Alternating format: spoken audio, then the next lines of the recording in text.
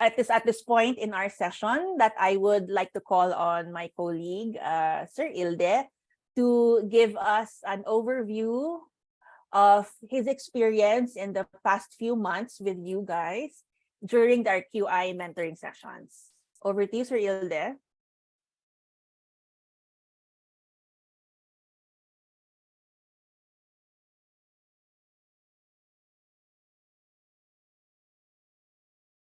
Sir Ildes, nakamute ka.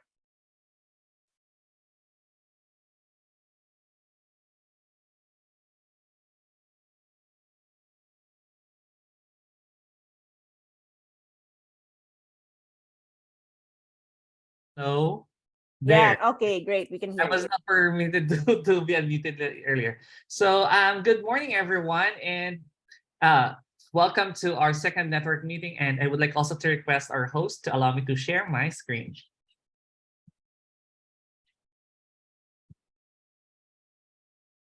Okay, so for the past 2 months after our first session last May, we have conducted a series of mentoring and coaching sessions with the different participants. Okay, so for a quick mentoring overview, we have mentored 22 out of 49 participants in this network. With the 22 participants, we have used in our mentoring session the following format or flow of discussion. So we patterned it on a quality improvement case-based documentation, and how it's actually being patterned also into a models for improvement. As you can see, the background there talks about the first question actually of the model for improvement, which is what are we trying to accomplish? And also the question number 2 talks about the question number 1, which aligned to what we are trying to accomplish, which is more on the process improvement and process mapping, and also looking at the causes of the problem.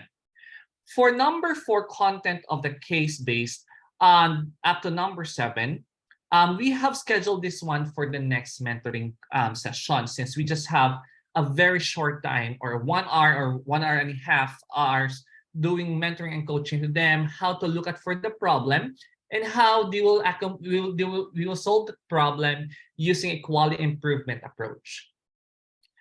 Out of the 22 participants who have joined our mentoring session, we have gathered the following issues during the mentoring session.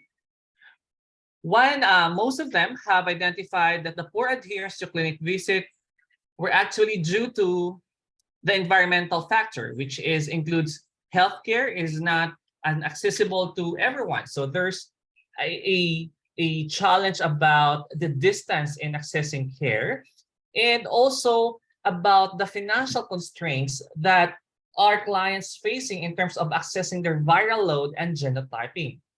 The second is the lack of access to viral load, which is more on logistics or structure part, which is also include the agents availability, the national insurance, and maximizing them to support the genotype, and also the awareness of our clients about the use of their field health or OHealth benefits to support their viral load access and genotyping fees.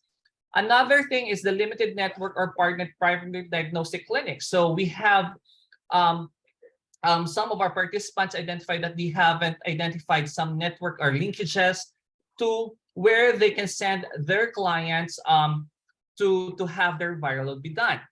And the third is the lack of access to genotyping. So actually, there's a delay in other participants mentioned that they have a delay in getting the results that leads them to do blind switching to their clients or in terms of the treatment plans. And also, since genotype is not just included to the national insurance, some insurance package were not utilized, or it was not maxed out or being used of our clients. And there are variations in genotype results, which was previously mentioned by Dr. Kate. However, despite of this approach for mentoring and coaching, still we are in need to fast track our mentoring and coaching, since the purpose of the second mentoring session, which is will start after this session, is more on the driver's diagram and creating implementation and identifying implementations of ideas. Without the data, without the participants being mentored on how to collect the data and identify the clinical performance that we want to address in their practice, we cannot push through to the next session or to the next mentoring agenda. Now, how we will move forward? We need data. And what we need to do is to follow up data from our participants. And all of you here, we would like to do some follow-up of data from you for us also to help you how to ground your problems, which is also will link to my next lecture. And for us also to be able to help you out how we can improve our services, okay, in your area. Another thing that we need to do for us to move forward is to develop a catch-up plan for data collection and also for mentoring, since we just covered 48% of the participants in the first mentoring session. And we need to prepare for those who have participated in our first session and have submitted their data. We will prepare you for our next session, which is more on the structuring the improvement project. So that's a quick overview from my end about the mentoring that we have gone through for the past 2 months. Thank you, Dr. Kate. Thank you so much, Ilde. So, as mentioned by Dr. Ilde, we have a lot of progress still to be made regarding our mentoring process, not only regarding the number or how many participants will be undergoing their first mentoring process, but also moving towards our second session for mentoring. In QI, we need your baseline data to be able to recommend a change idea. So today, we will have an important step in the process, which is identifying the problem. So we will not have any improvement unless we begin to identify the problem and determine how much it impacts our practice. And this can only be done through collecting baseline data. So hopefully after today's second network meeting, we can begin to collect our baseline data so that we can now identify the problem and then come up with a change idea or a potential solution to the problem, which can therefore lead to improvement, hopefully. All right, so because this is such an important process in QI, let me now return you to Sir Ilde for the topic on identifying the problem and root cause. Over to you, Sir Ilde. Hi, it's me again. Thank you, Dr. Kate. So, okay, to help you out and those who haven't gone through with their first mentoring and coaching session with us, let me just give you an overview, actually, a talk about identifying the problem and how the root cause and why is it very important in our quality improvement project. Okay, so many would say that how we should start a quality improvement project, how we can identify the real world or the right problem. Is the problem statement for quality improvement the same as a problem statement for research or for operations? Or somehow they just say, okay, I got it, sir.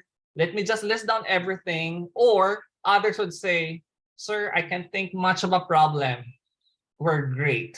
Okay. So, but today, allow me to walk through you with some concepts of quality improvement, looking around, identifying the problems for a quality improvement by giving you what are the features of a quoted right problem or a so-called a real world problem that we can address in a quality improvement. There are so many literatures available identifying features of a right problem and of the right or a real world problem for quality improvement in healthcare.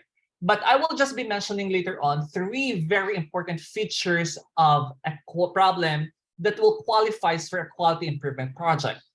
Second is I will give you a sort of a walkthrough why we need to understand that performance data or having a baseline data is very important for us before we choose a quality improvement project. And second is how we will conduct a root cause analysis. Initially, when I am doing the mentoring and coaching, when I say, okay, can you please identify your problem or the problems that you met or you faced or that challenged you during your clinic rounds, your hospital duties, and how it impacts the patient and you as a provider. And initially, respondents would say, oh, I have this, I have that, I have this, I have those, and that. There will be a long list of problems that we could identify. And I will tell you, it's true enough. And even though, and when I say later on, we'll say, okay, from that problem, what do you want us to address first? And immediately, okay, let's just have the number one because that's the first thing that comes out in my mind. But in quality improvement, identifying problem needs to be concrete. It should have a good background why we selected one as a problem. And we can do that first by looking at how we define quality improvement problems. Quality improvement problems, as we all know, is a no-do gap. Okay. Now, as we progress, as we introduced in the Quality Network, Improvement Learning Network from the first session, Dr. Bruce Agans actually introduced to us previously about the no-do gap. And let me just recall the no-do gap by using this definition of Obeda in 2020. Quality improvement projects are actually gaps between current and desired state of characteristics of quality as measured by quality indicators. In simply a sense, quality improvement problem is looking at the ideal value, which we look at or refer in our practice the HIV cascade, which is referring to 95-95. But the real value is that we're not reaching the 95-95, and there are additional problems that complicates the achievement of 95-95. So, and we look at that problem in between of the ideal value and the real value, and how we make sure that we met those values and identify those gaps with a very good background or a very concrete support.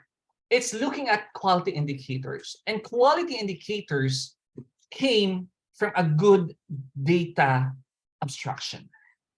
Now, in this diagram, you see what's CTQ. The CTQ actually refers to the characteristics of quality according to Obeda, or sometimes it's what we call usually the features of a quality improvement.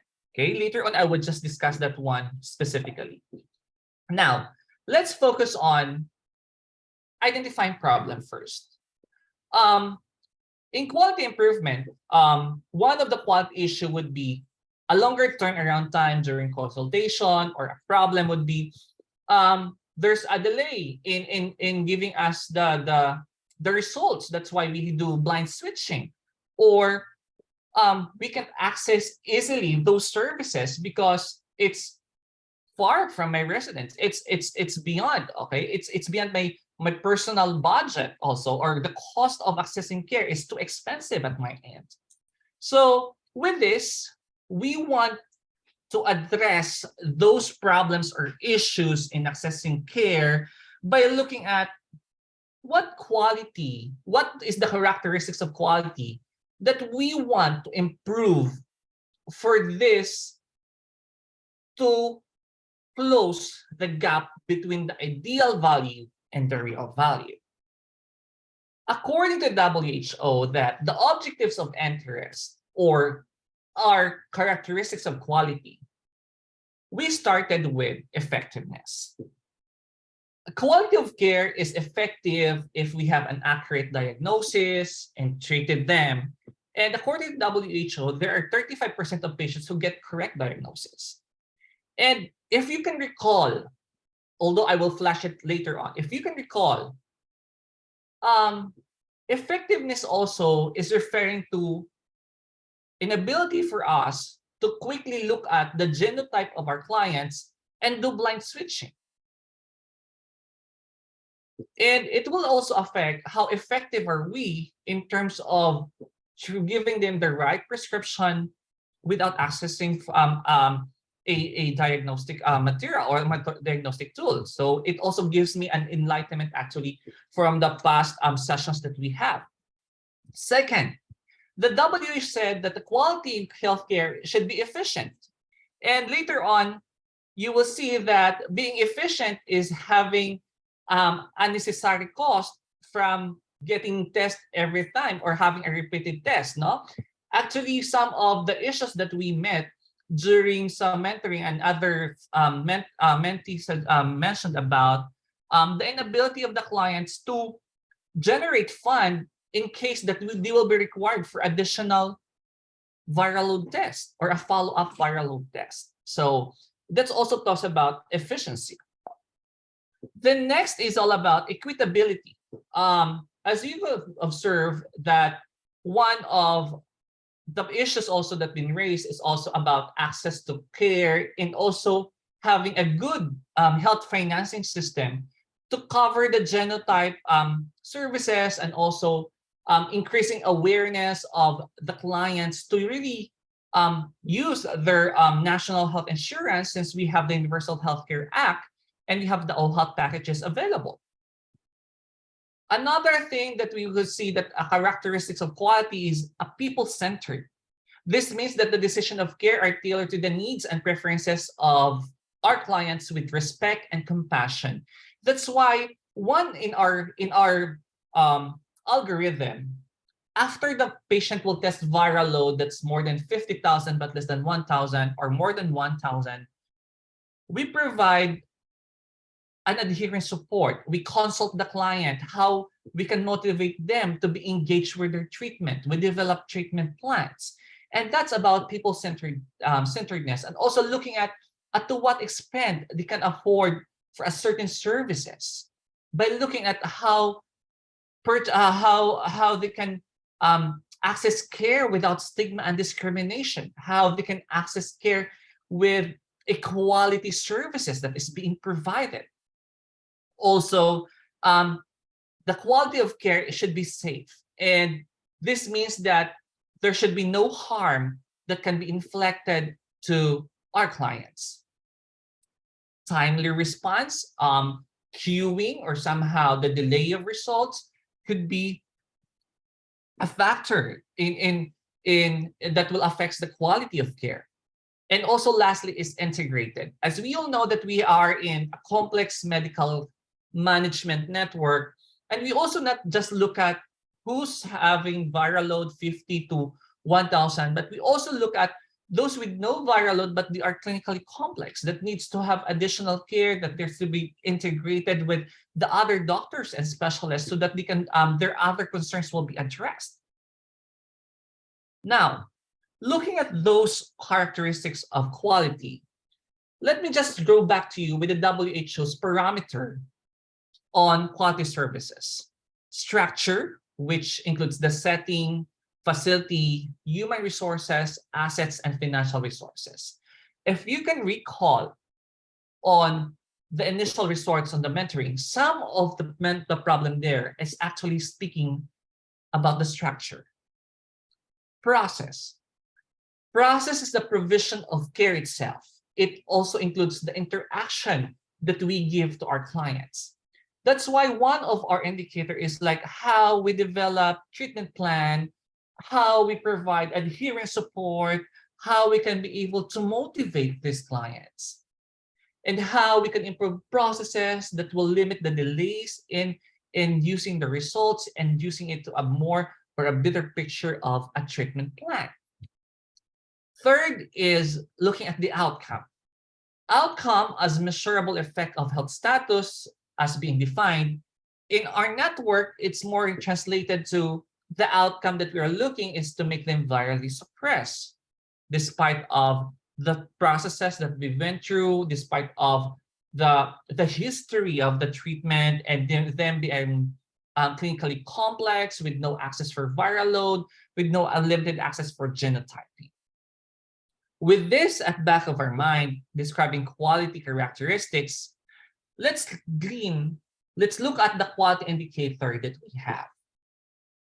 If you can see here, we have in this algorithm a descriptions of quality characteristics. We look for viral load monitoring as we need to have an effective treatment planning, genotyping to be used for our treatment plans also. We have providing a patient-centeredness value here because we want the patient will not be left behind. They will be continually be motivated by providing them adherence support and assessment and informing them about the possible viral load follow-up after the adherence after their adherence support, and also not leaving out those who don't have access to viral load, but we do also cater them by also looking at how clinically complex are they and how we are providing them quality of care. So encompassing this algorithm, I'm just saying here that the WHO quality characteristics is actually embodied in the algorithm that this network has been developed. They talks about process, they talk about outcome. Now, others might be saying why we started with a cohort eligibility screening. Later on, I will go to the data and explain why we started this one in an algorithm.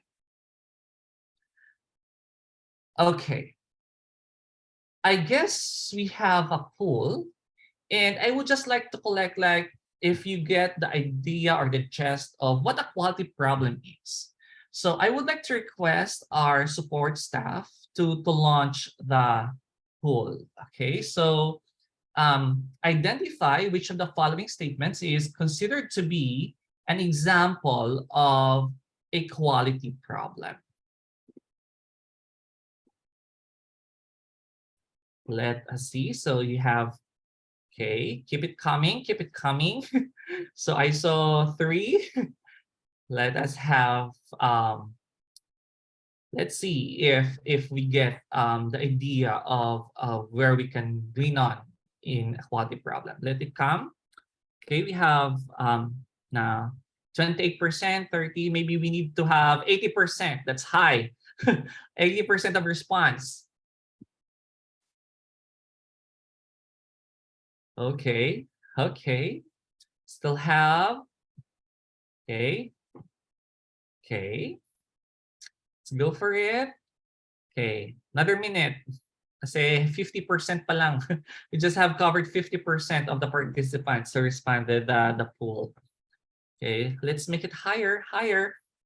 Let's go higher. Okay, okay, okay.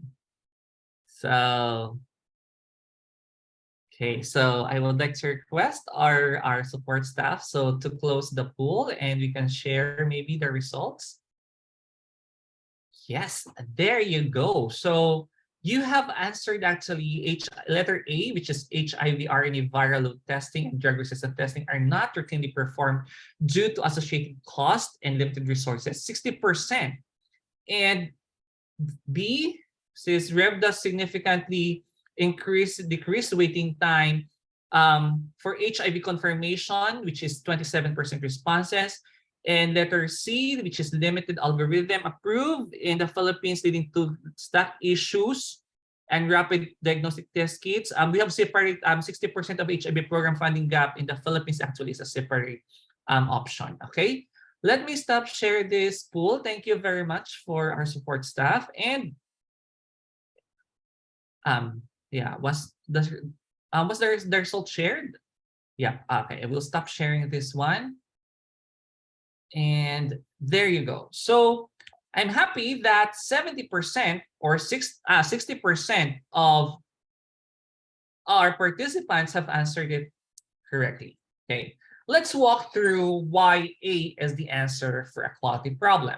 Okay, in a quality problem, we mentioned that it should encompass a certain issue that will look at the quality characteristics, which refers to the WHO quality, the quality characteristics that have been identified previously. The viral load test and genotyping with factors which is associated to cost and limited resources is actually a quality problem. The second, which is the RIVDA, significantly decreased waiting time for HIV confirmation and facilitated linkage to care for weeks to days, is actually a good progress for a certain intervention that may be implemented prior to this outcome. So it's actually a good progress in terms of after an intervention has been implemented. So it's not actually a quality problem. It's a picture of an outcome from their implementation of a certain intervention. The limited algorithms approved in the Philippines leading to stack issues in rapid diagnostic test kits is actually a quality concern, but it's more of a structure. It's more of the national level. And if we are going to look at the background of algorithm, it's not just basically about quality improvement driving the algorithms, but there are also other factors that will interplay to this. There's a need for research, there's a need for clinical practice guidelines, there would be another evidence-based approach that needs to be integrated for us to develop the algorithm. It's not about the quality improvement alone. And the 60% HIV program funding gap in the Philippines is a structure, again, because it's talking about a budgetary requirement for us to really operate our HIV program.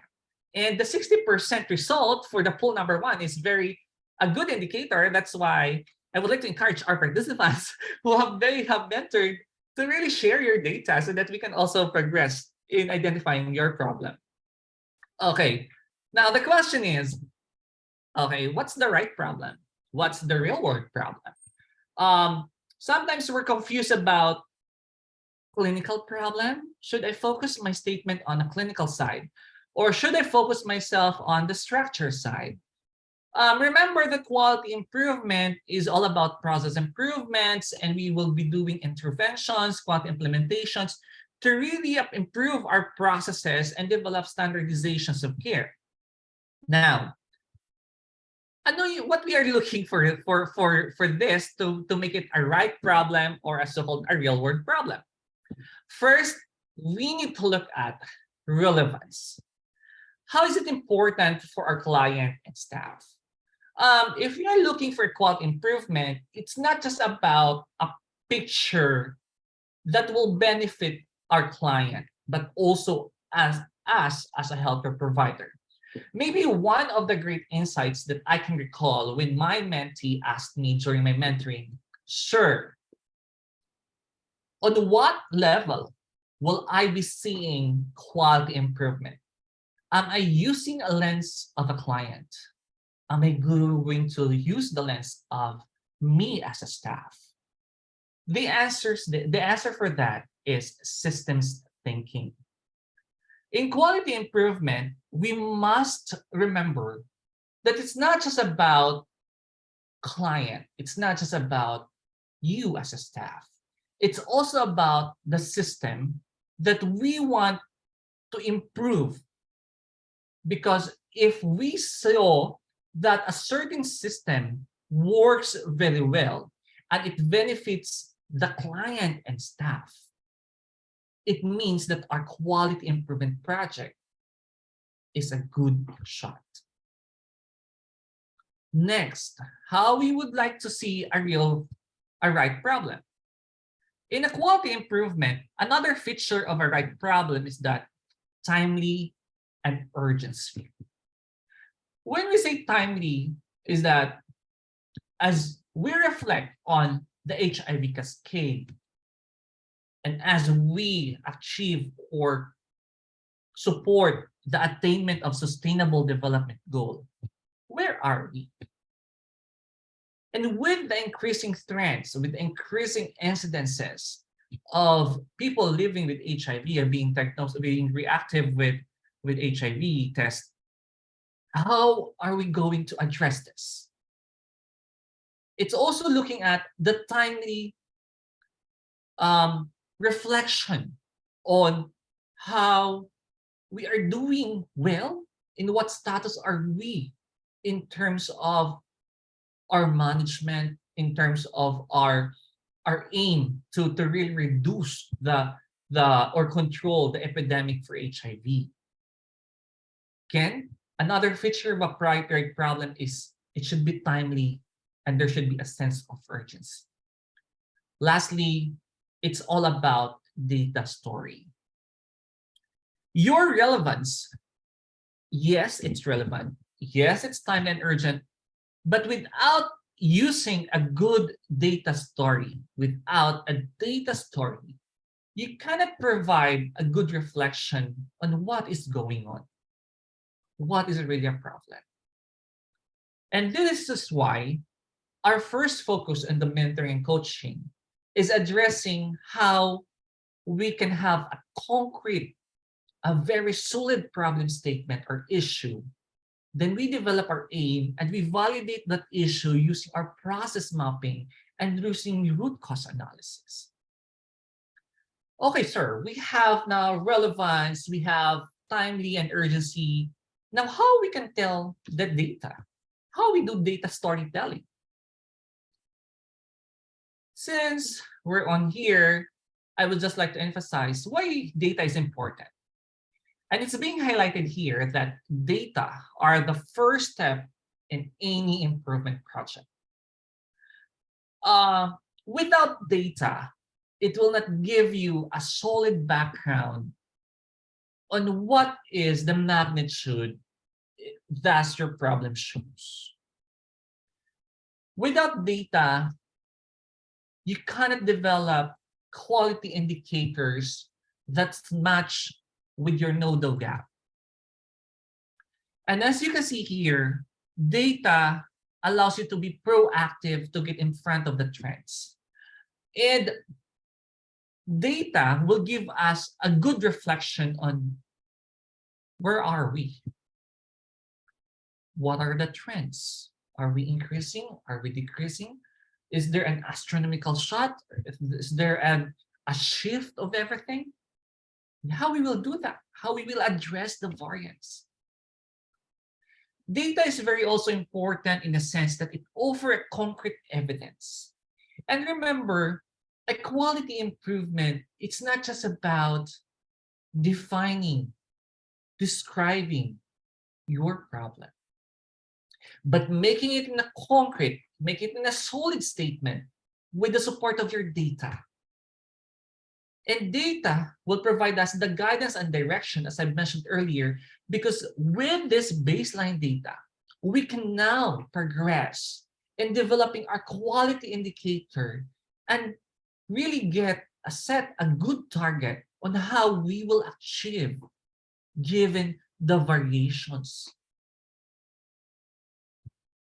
Let's walk through a little bit about the data basics. Well, each organization should have a data collection plan. In our network, we have a data collection plan, and we have shared that one to you. And we have shared to you some Google form, like how we will step by step generate the data. And now we need to consider that that data is not just about for the purpose of you, for the purpose of us. The data is being shared, it's because we want to learn from it. And others maybe would raise, sir, how about the Data Privacy Act? How we can ensure that we doesn't breach any qualifications or any laws or stipulations in that law with this data sharing quality improvement. First and foremost, the data being shared in this quality learning network, you will not be using patient identifiers. You will not be sharing patient identifiers. That's the only ground for data privacy. What are the data identifiers or privacy identifiers?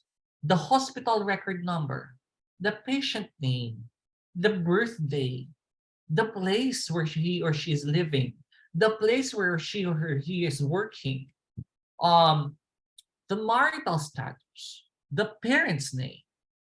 Those are identifiers that we will not be collecting or we will not be sharing in this network.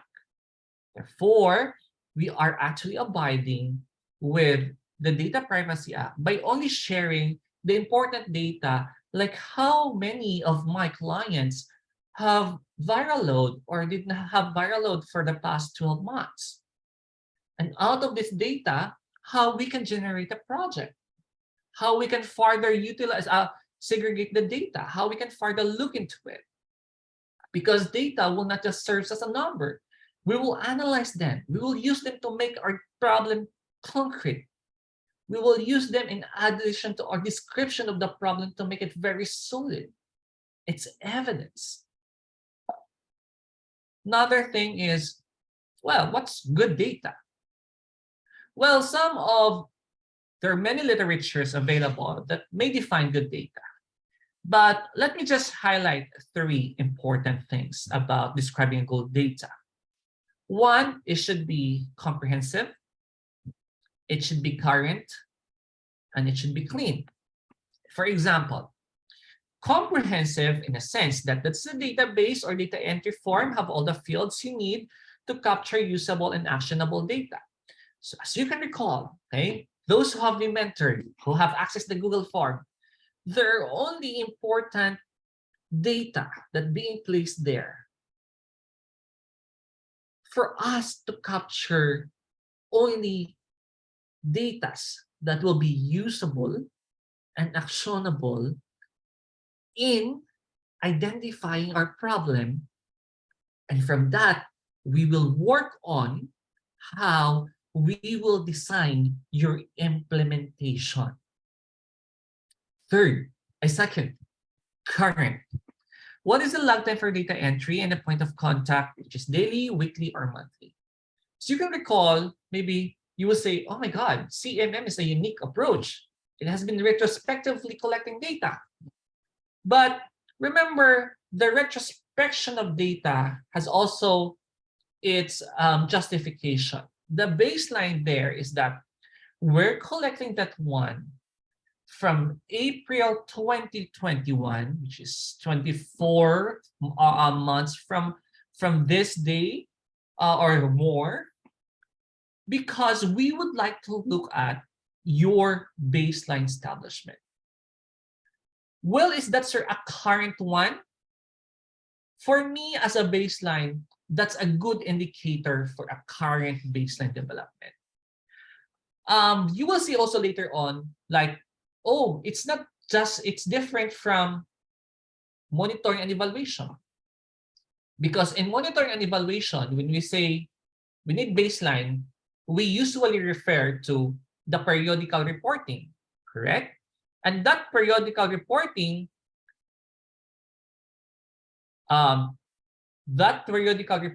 will not be like quarterly, monthly, yearly, okay? Then, clean, are all needed fields completed? Can you check for inconsistencies? That's why in the Google form, there are just questions, and there are validating questions there. Yes and no, yes and no. Then there's another follow-up question looking at for the data support. Okay, we look at for a clean data. So again, for us to define a good data, it should be comprehensive, current, and clean. Okay, next. The consequences of poor data is that we will have an inaccurate picture of your current performance status. There will be a strong and weak points that may not be correctly identified, and the QI project you may choose may not be most appropriate as to this moment. The intervention you choose may not lead also to any improvements, and if success is not realized, frustrations, as well as waste of time and energy and money and resources may result, and the spark to do QI work may be extinguished.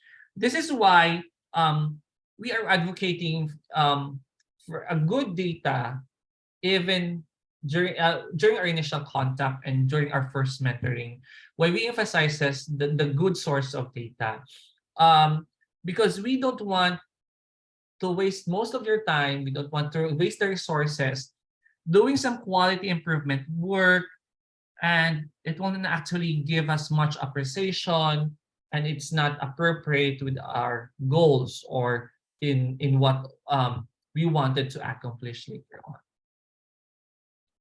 So data collection would be in a form of electronic medical records. We have the spreadsheets, the simple databases, the randomized records inspection, the checklist, the surveys, the interviews, and the focus group.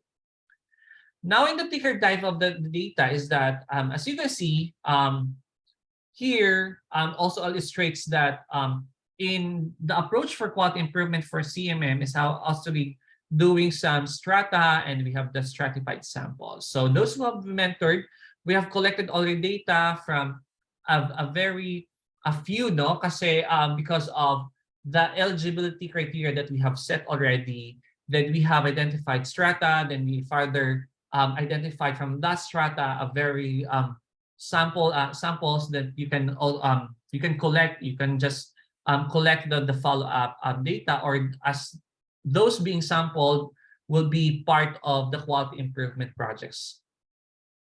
Now, how do we analyze our data to determine your improvement priorities? One, there should be a standardized with HIV/AIDS Bureau measures, or in the national HIV measures of the DOH. That's why initially we developed the algorithm with performance measures. We run the data, identify areas that could use improvement, and narrow your choices to 3 to 4 areas.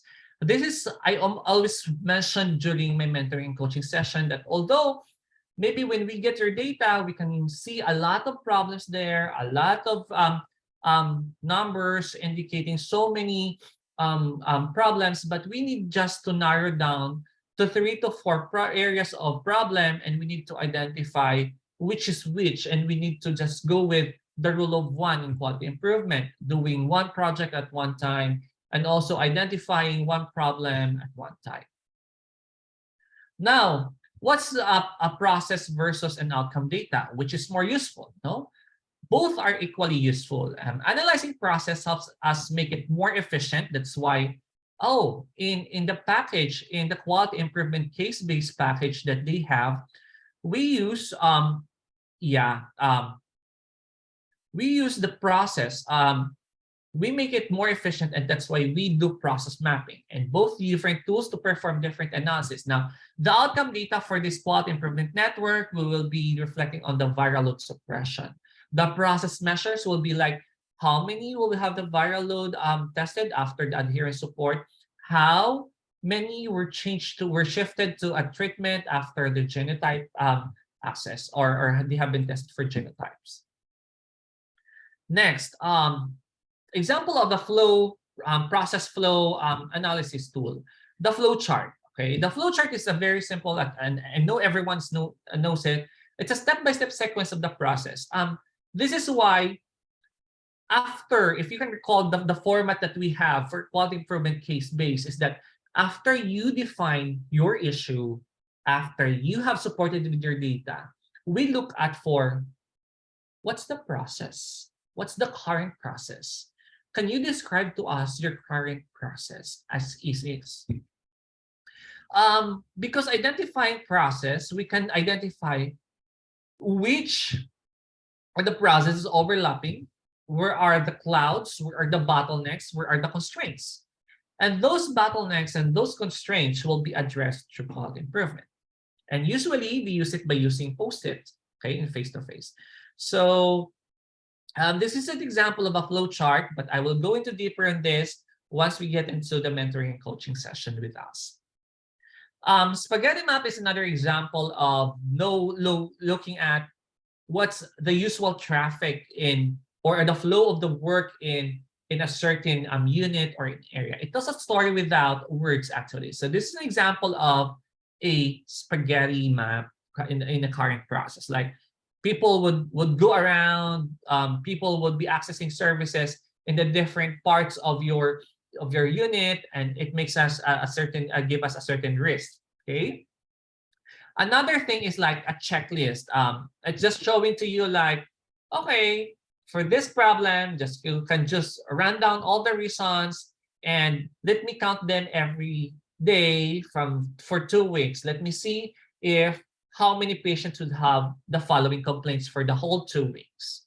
And you develop that one. And this is one of a process analysis example. And let's go for the outcome analysis tool. Outcome analysis tool, first we have the run charts or the tracking data over time. And run charts display a series of observations over time. And run charts are simple, they're easy to use. They illuminate trends and data, and the minimum for this data is 15 data points over time.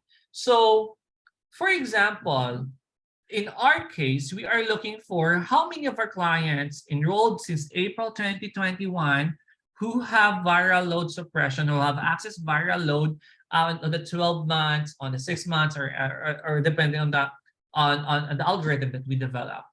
We would like to check trends and data. And as you can see here, oh, that's why they're asking us to have at least 15 data points over time, because also we would like to see if from that baseline data, what are the variations? Was there astronomical shots? Was there a trend? Was there a shift over the daily baseline data? Okay. And make the data collection periods consistent. So that's why we look at it every month on every like every month following the anniversary. Okay. And only have data relevant to that which are measuring. That's why in your initial access to the Google form that we have in the measures, we don't ask too many questions. There are just 3 questions there to look into for us to develop your eligible numbers. And from that eligible number, we will have to compute for your sample size. And this is an example of a typical run chart. But during a mentoring coaching, I will usually include discussion like how we develop trends, how we identify decrease, how we identify astronomical shots, how we identify shift. But for today's session, we will just walk through over this. Then, usually the run chart with 20 observations. An example for this is in September 2018, there was a jump of 99% of viral load between 17, fairly consistent. So if you will see that later on, this data that you will be sharing to us, we will be describing them into an interesting information. Was there a time that there's a spike in terms of the number of viral load who have access viral load? Was there a trend, continuous trend in observation? Was there a decrease or an increase? Was there a shift in accessing genotypes? So, and we will give you that interesting information during the second session for us also to walk through you out of this information, identify 3, and we will identify from that identified 3, we will look at one problem and how we will develop it and progress it to a driver's diagram or intervention maps. Next, in typical run chart, all chart information could be just lead to one question. Why? Because we will ask, why was there a spike? Why aren't the suppression results higher than we are? Why is one group less suppressed? Huh? We can have that discussion during our mentoring and coaching session. And for columns used to categorize the frequency and by determining the categories of x-axis and y. This is an example of column chart that breaks down our client's population by sex. And most of us are doing this because it usually compare different categories of data.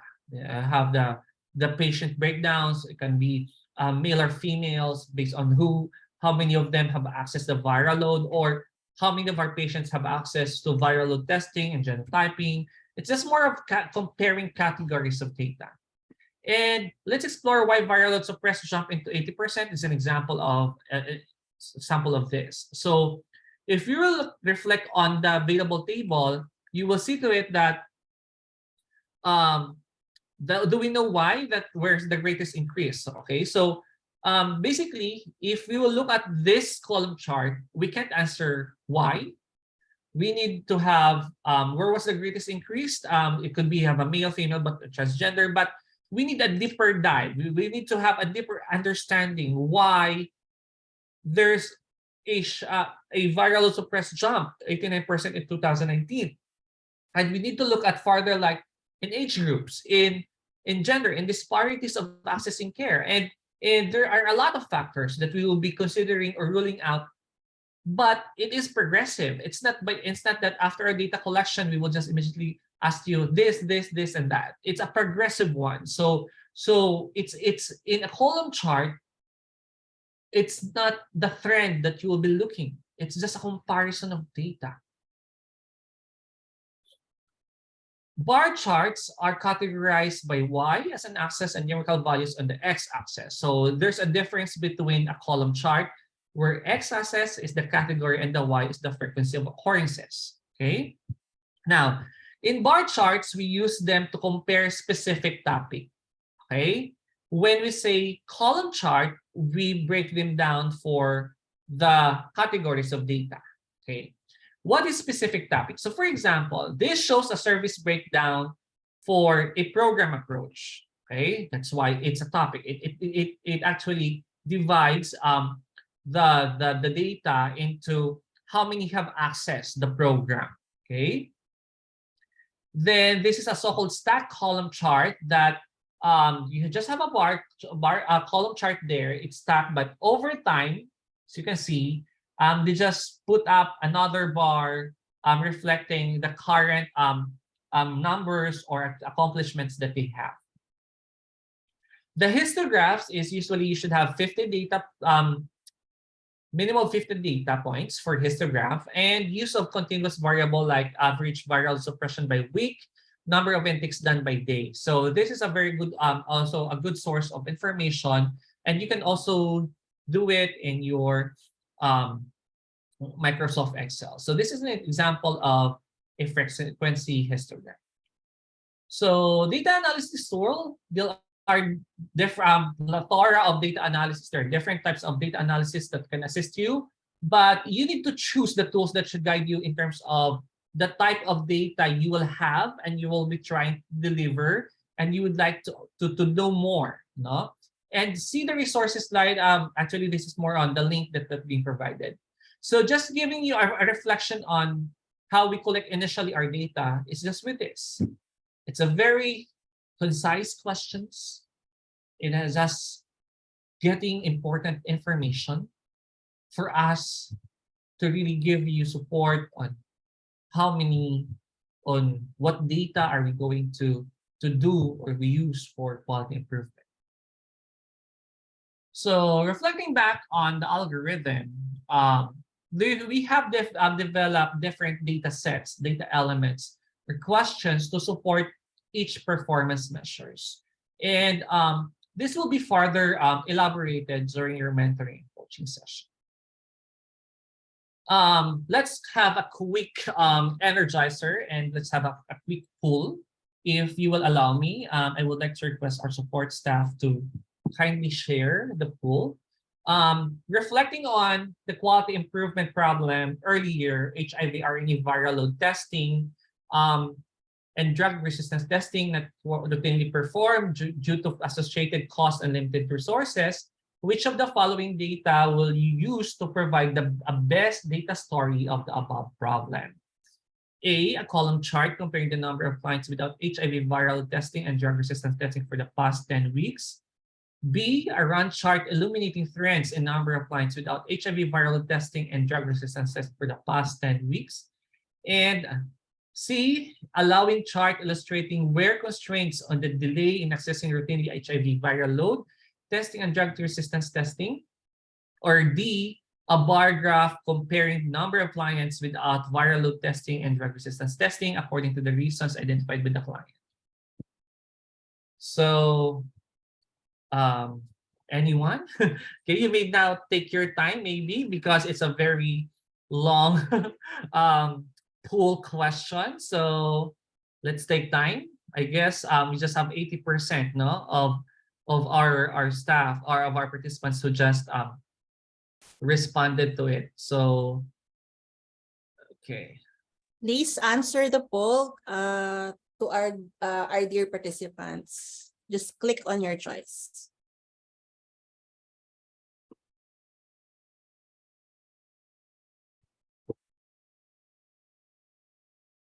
Okay, so we have 28%. Okay.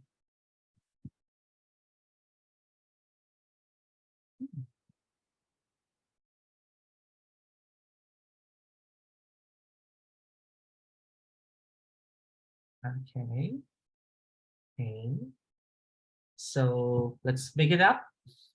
50%, 52%, go up.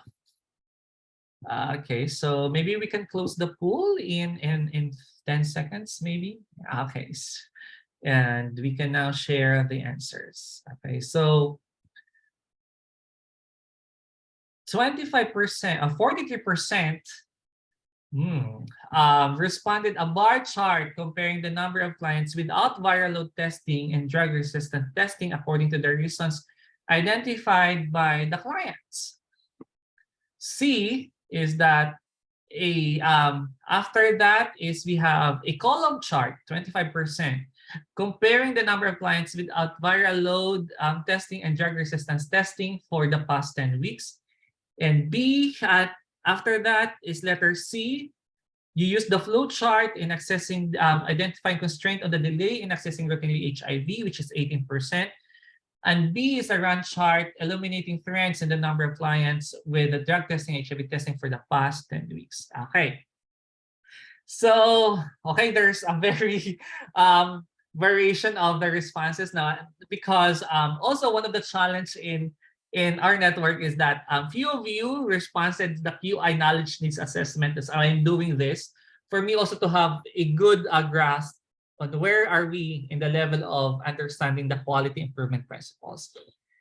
And most of you answer letter D, a bar graph comparing clients without viral load testing and drug resistance testing for reasons identified by the clients.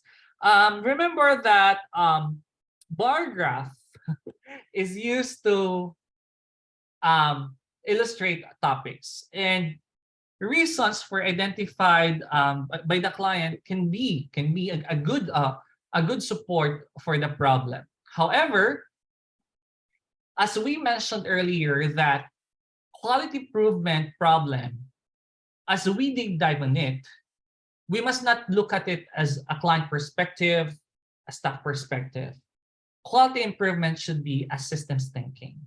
And also bar chart is being used to compare activities, for example, utilization of a certain services.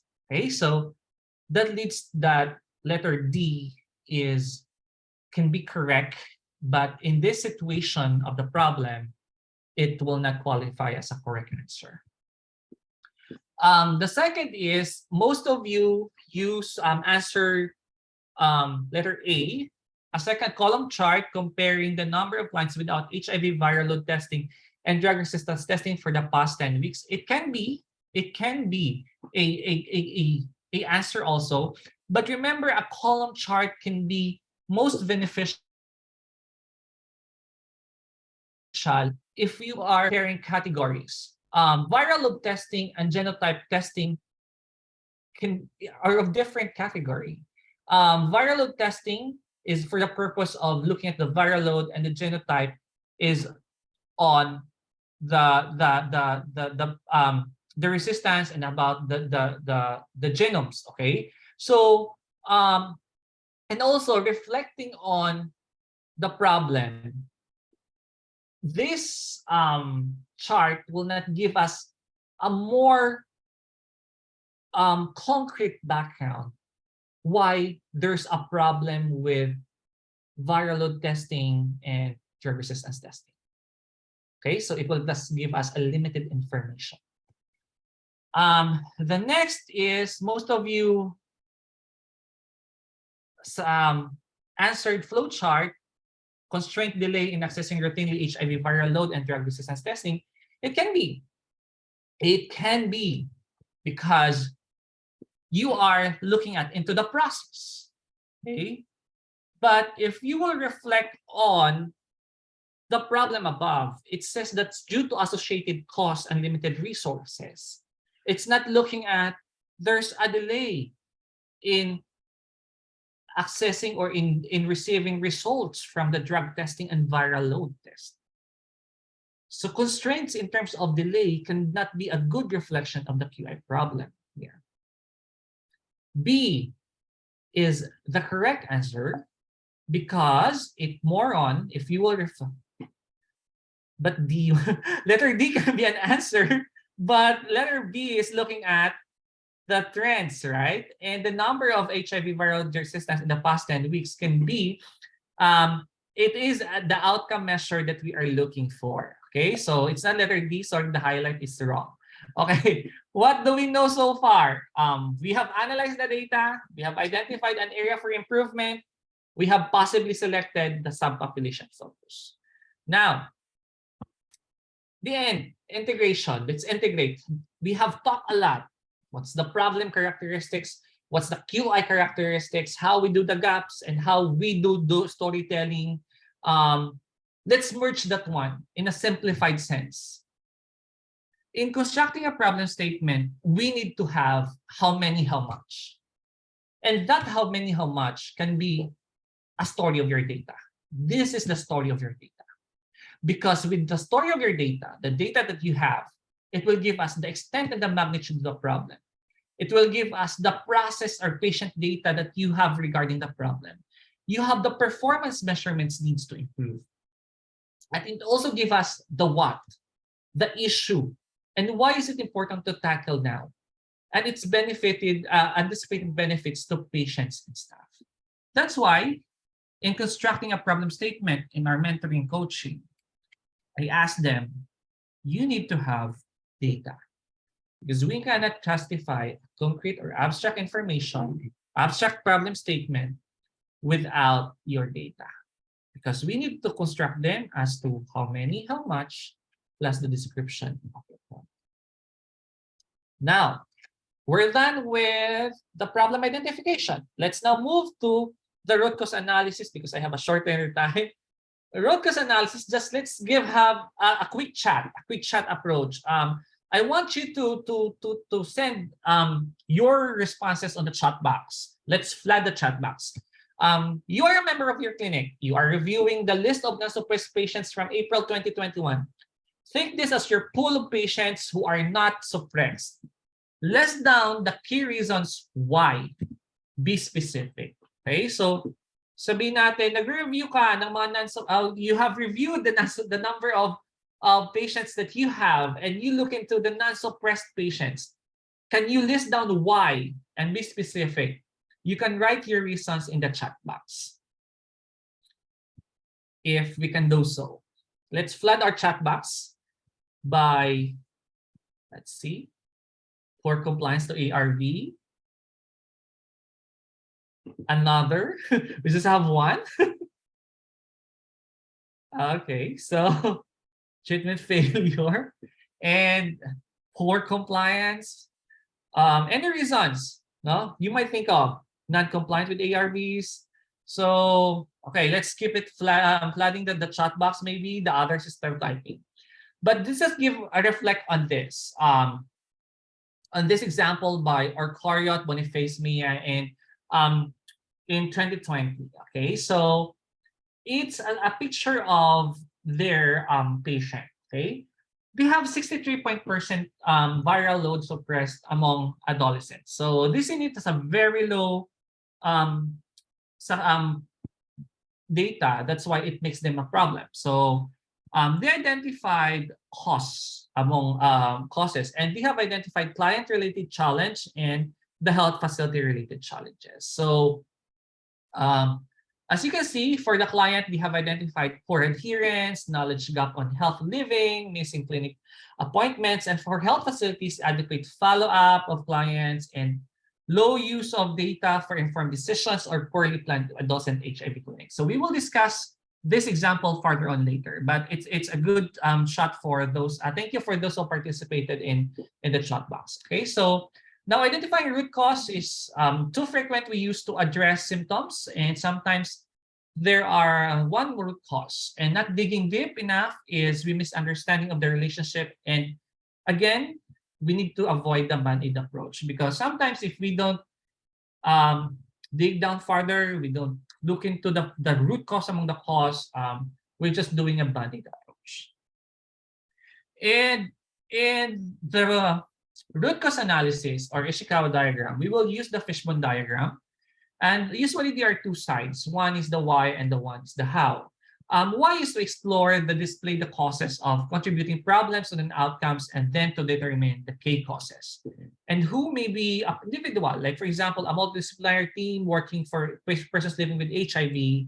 And when will be, after defining the problem, you set your goal, you develop your mapping process and collecting relevant process, and we identify when was this problem and when was this causes arrive. Then what is the content of the diagram is the listing of the causes, and then you voting identify causes and the identify improvement.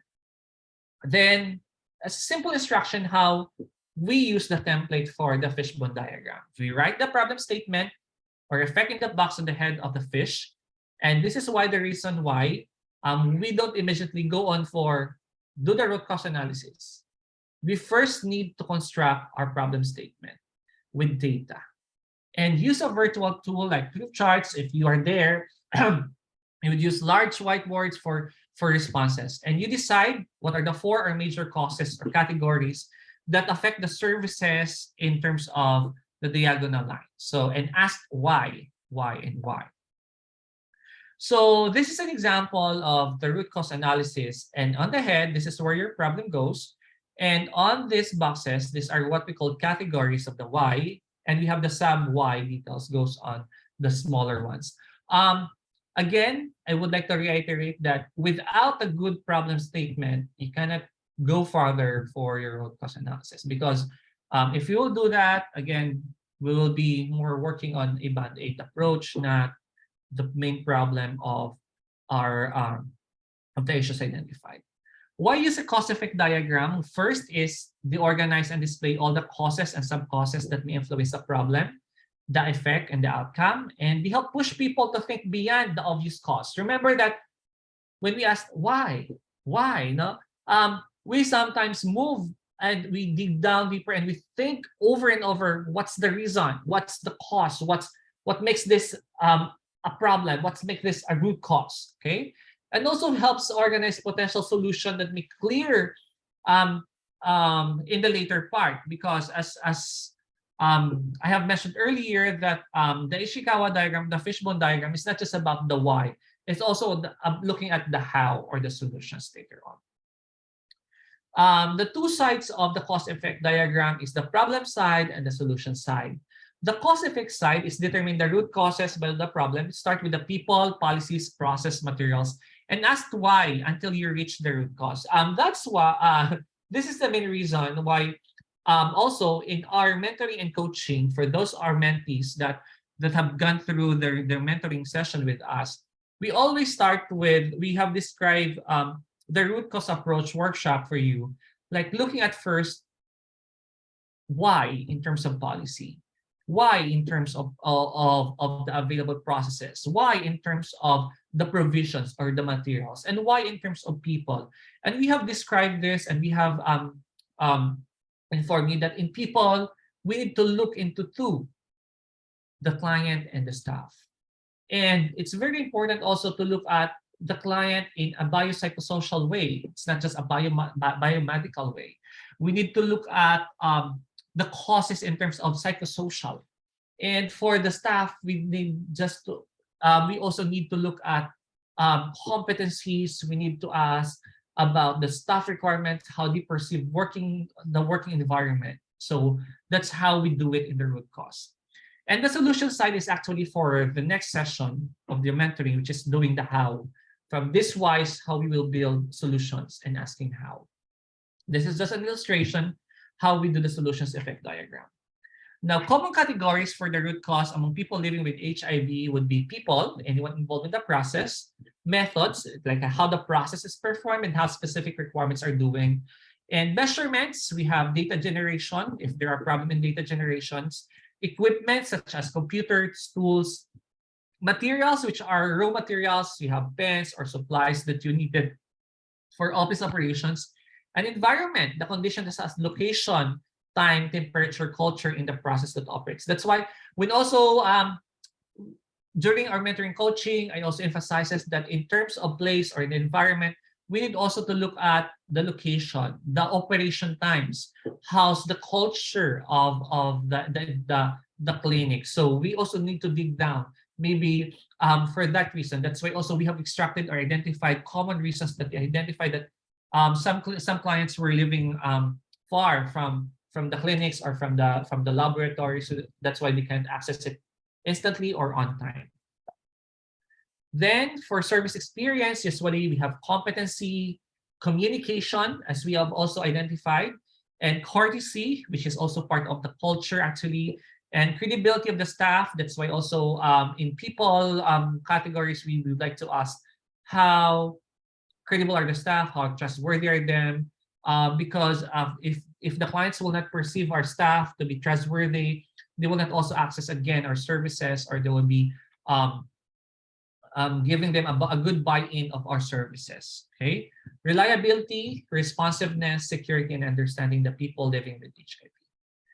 How do we know that we need to stop our root cause analysis? Start with the ticks you off, having buy-in the shared pain point. The ounce of improvement is worth a pound of frustration. Sometimes you've been doing so many, but you end up too many frustration also. So root cause can take a little effort, resources to collect, but offer a large impact to outcome by comparison. Okay, let's remember the Pareto principle of 80-20 rule. A few causes may have more impact than many trivial causes. And it is not about serenity prayer that God leads us to the main cause of everything. Okay, so using solution effect diagram, we will do the same approach with cause effect. We identified how these statements will be transferred to a positive statement.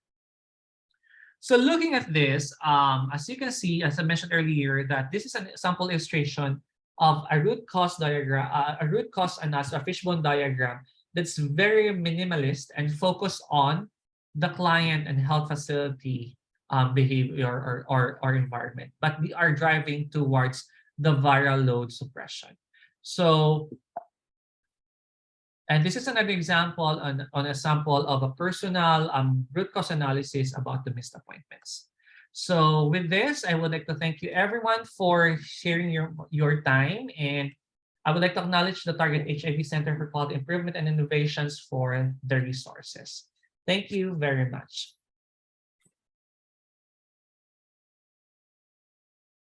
Thank you so much, Sir Ilde, for a comprehensive and exhaustive talk on identifying the problem and root cause.